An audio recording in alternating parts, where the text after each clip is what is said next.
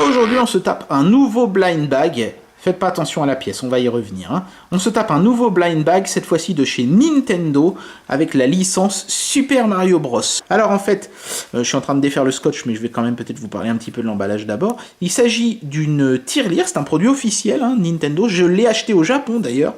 Quand je suis allé au Japon l'année dernière, j'ai ramené plein de trucs, y compris ça.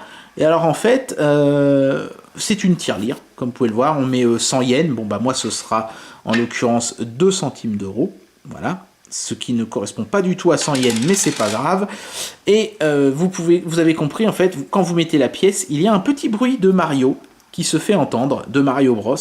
Donc vous pouvez avoir le modèle avec le point d'interrogation, avec les briques, avec le bloc, avec le point d'interrogation bleu, avec les briques bleues et avec le bloc incassable. Chacun a son petit modèle sonore. Ici, par exemple, on a le bruit du tuyau. Tant mieux, parce que moi, c'est le bruitage que j'ai toujours trouvé le plus fun dans Mario. Là, c'est le bruit de l'invincibilité. Ça m'aurait peut-être saoulé, celui-là, par contre. Donc, je suis peut-être pas trop mal tombé. Parce que oui, vous l'avez compris, c'est celui-ci que je vais avoir dans la boîte. Vous allez voir. Alors, je le savais pas avant de l'acheter, cette fois-ci, par contre. Hein. Ça a été la surprise quand je l'ai ouvert. Au début, j'étais un peu déçu parce que je trouvais qu'il était pas très beau. Mais par contre, les thèmes sonores sont sympas. Donc, ça va. Ça m'a pas trop mal plu quand même. C'est soigneusement emballé, hein. Les Japonais adorent les emballages très soigneux. Donc il y a plein de petits calages en carton, etc. Voilà, il y a encore un sachet plastique. Voilà. On met tout ça là-dedans.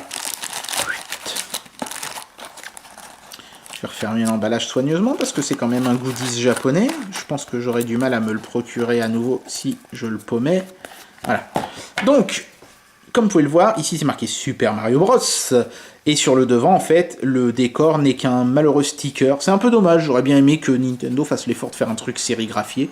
Mais c'est assez joli, c'est vraiment dans le thème du jeu. Alors il faut tirer sur la petite languette là pour que la pile fonctionne, ça c'est bien, ça évite que la pile se vide alors que le truc est dans sa boîte. Ici vous pouvez voir le haut-parleur, et donc ensuite on prend une pièce, on met la pièce, et ça fait un bruitage. Alors, je n'ai qu'une pièce, donc je vais devoir ouvrir la trappe et ressortir la pièce à chaque fois. Mais c'est pas grave, ça marche trappe ouverte aussi.